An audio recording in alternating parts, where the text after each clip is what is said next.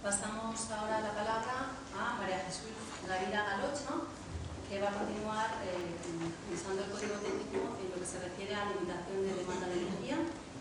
María Jesús Gavira es arquitecto por la Universidad de Sevilla y tiene el diploma de estudios avanzados por el Departamento de Construcción y Tecnologías Arquitectónicas de la Universidad Politécnica de Madrid. Trabaja en el Instituto de Ciencias de la Construcción, Eduardo Torroja, desde el año 2002, donde ha participado en el desarrollo y elaboración del Código Técnico de Edificación, documento básico de ahorro de energía, el catálogo de elementos constructivos y otros documentos de apoyo a la aplicación de la normativa y actividades formativas relacionadas con la misma. Está acreditada por IBITDAE como formadora en certificación energética de edificios, ha impartido clases y coordinado cursos de formación de los procedimientos de calificación energética contemplados en el Real Decreto de Certificación Energética de Edificios de Nueva Construcción. Ha participado igualmente en los trabajos para el desarrollo de los procedimientos de calificación de edificios existentes.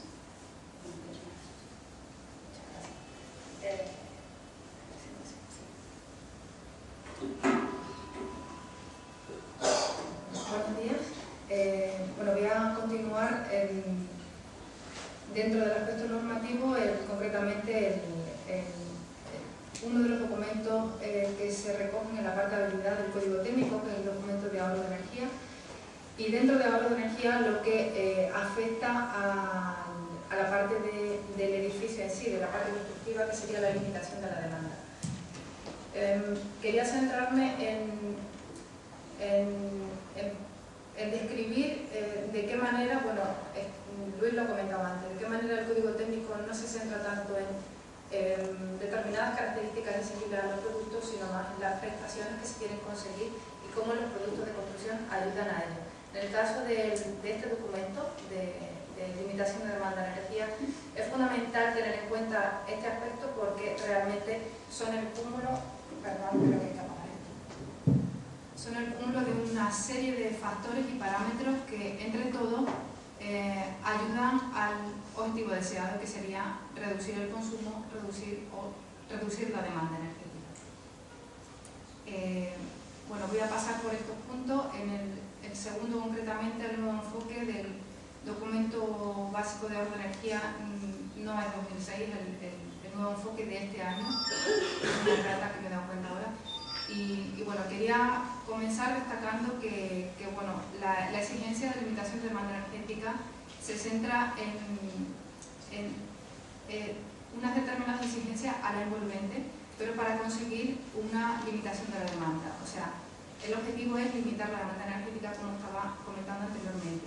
Además, se centra en destacar algunos aspectos importantes, como pueden ser el riesgo de las humedades de condensación y un tratamiento adecuado de los puentes térmicos en la medida en que pueda afectar a la limitación de la demanda y también a la reducción del límite, o sea, del riesgo de condensaciones también en estas partes problemáticas transmamente.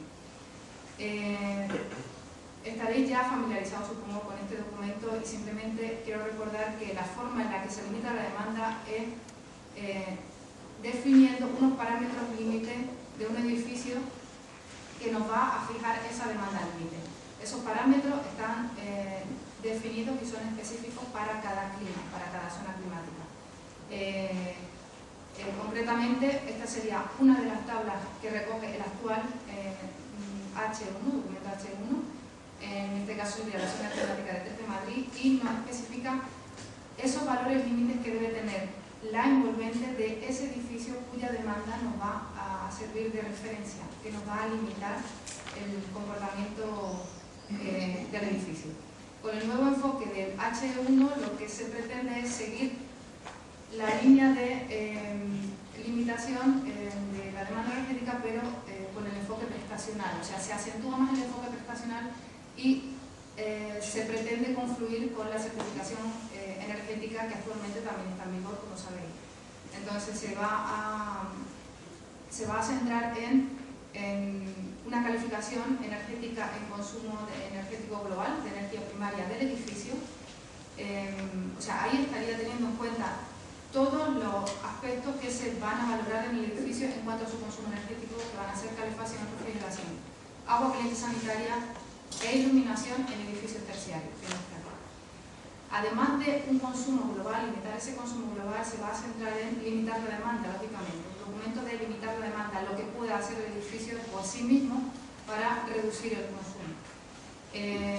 Esa demanda va a estar definida por las distintas zonas climáticas, lógicamente, y se va a dar, ya sí se va a pasar, se va a dar el salto a fijar un valor absoluto de demanda en kilovatios hora metro cuadrado año. Y adicionalmente se va a permitir, todavía estamos en una transición de revisión de normativa, se va a permitir que como punto de referencia del documento actual del H 2006, que se consiga el cumplimiento de esta prestación mediante un ahorro respecto a lo que se exigía en 2006.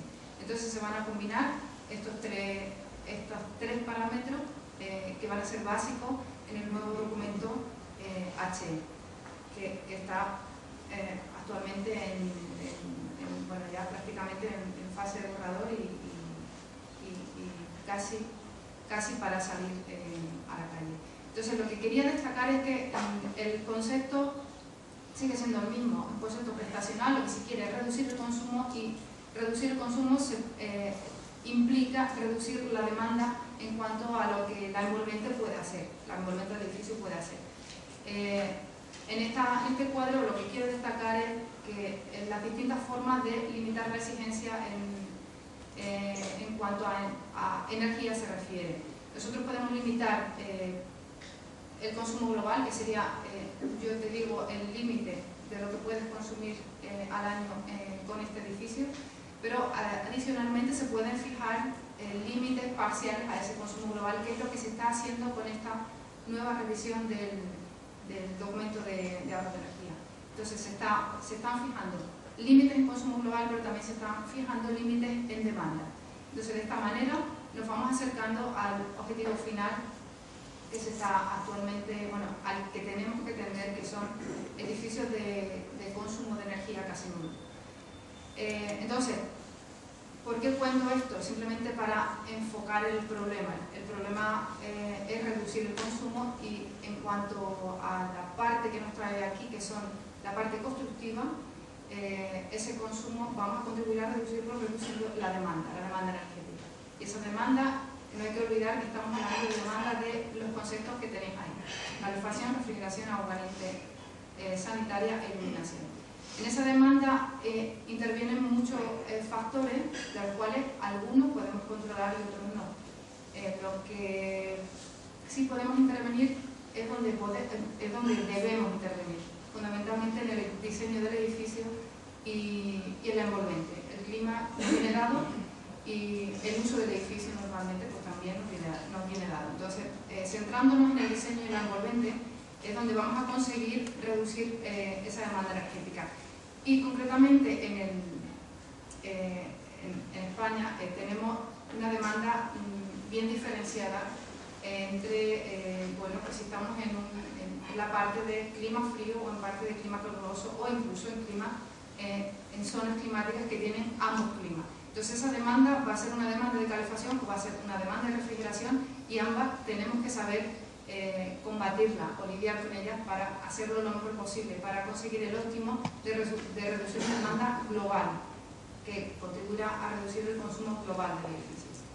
Bueno, esto sería simplemente una foto de cómo se representaría el clima de invierno en España, y cómo en función, bueno, los coeficientes que tenéis ahí son extractados de uno de los procedimientos de certificación energética, en el que se pueden ver de qué manera pesa la calefacción o la refrigeración en cada zona climática. Los climas más cálidos, lógicamente, va a pesar más el consumo de de refrigeración que de calefacción, y al inverso, en clima frío, que sería el clima G, va a pesar mucho más la demanda de calefacción.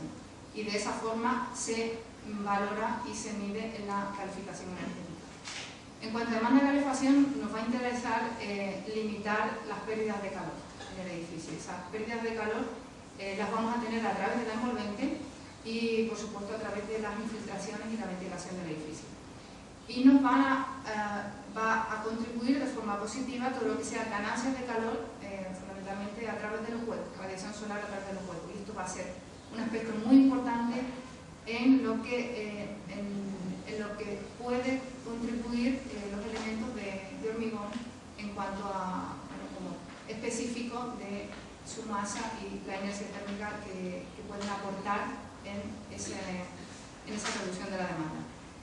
En cuanto al cerramiento, el parámetro fundamental que determina el aislamiento en el cerramiento va a ser la transmitancia y esa combinación entre inercia térmica del cerramiento y aislamiento nos va a ayudar a conseguir ese aislamiento que vamos buscando. Los huecos también es una parte importante, muy importante del envolvente, porque en el cerramiento se puede conseguir mucho más fácilmente el objetivo del aislamiento. El hueco suele ser la parte por la cual se tienen más pérdidas energéticas, entonces también hay que tenerlo en cuenta y vuelve a ser la transmitancia el parámetro fundamental. No hay que olvidar que en la parte de diseño, uno de los aspectos fundamentales que condiciona la demanda energética es la compacidad. La compacidad, bueno, está definida como tenéis ahí escrito, y un edificio, cuanto más compacto es, mejor se va a comportar energéticamente. Entonces, cuanto más superficie tengamos en contacto con el interior, vamos a tener más pérdida. Eso va a influir en su valor final de demanda y, por supuesto, hay que tenerlo en cuenta. Hay veces que el diseño nos viene condicionado por parámetros urbanísticos, pero otras veces podemos elegir. En cuanto a la inercia térmica, que es un aspecto importante en estos elementos, decir que contribuye en determinados usos de edificios siempre que queramos que esa calefacción, ese comportamiento de calefacción y refrigeración se mantenga a lo largo del tiempo de forma constante dentro del edificio. En esos casos va a ser donde nos interese tener inercia térmica en los cerramientos, bien en la fachada, bien en los forjados, etc. Como decía antes, también la infiltración, la ventilación va a ser fundamental, por lo cual hay que tener en cuenta por dónde nos podemos tener esas pérdidas de infiltración. En cuanto a refrigeración, todos sabemos que los problemas de demanda de refrigeración van a venir de los climas más cálidos y va a ser fundamentalmente por esa radiación solar que nos entra por los huecos. El aislamiento de los cerramientos también va a ser fundamental, por lo cual vamos a intentar que esas ganancias solares que tenemos en verano, bloquearlas y limitarlas lo posible. Y en cuanto a las cargas internas, que van a ser un aspecto determinante en los edificios de uso terciario, se puedan ajustar en lo posible, ajustar la potencia de equipo sin que se pierda la prestación que se va buscando. Resumiendo, los parámetros relevantes que condicionan la demanda energética va a ser el entorno, que normalmente nos va a venir dado, el diseño del edificio y la composición constructiva. Hablando de composición constructiva, envolvente, cerramientos exteriores y huecos. Entonces, en cerramientos, destacar que el aislamiento va a ser el factor determinante, la inercia térmica nos va a ayudar a regularizar esos cambios bruscos de temperatura en el exterior, y en ese sentido los elementos de hormigón pueden contribuir de forma importante en este aspecto. Y una cosa que veíamos al principio de la presentación, tratamiento adecuado de los puentes térmicos. La construcción industrializada ayuda mucho en este sentido, porque todo lo que sea que la construcción se ajuste de la forma más posible, o sea, lo más adecuada al proyecto, ayudará a la resolución de esos detalles de encuentro que pueden tener problemas a la hora de ejecución. En los huecos, ya como habíamos comentado, va a ser el aislamiento, transmitancia del hueco, tipo de marco y vidrio, el que nos va a ayudar a reducir la demanda en la parte que le afecta. Entonces, fundamentalmente va a ser la integración de todos los parámetros que hemos comentado, los que van a ayudar a reducir la demanda. Y por supuesto, en la parte del cerramiento, aislamiento, y en la parte que nos pueda ayudar a beneficiar la inercia térmica en determinado caso. Y con esto nada más. También creo que es importante, interesante tener ese feedback del que comentaba Luis antes, para ver de qué manera se puede adaptar al producto prefabricado todo esto. Muchas gracias, María Jesús.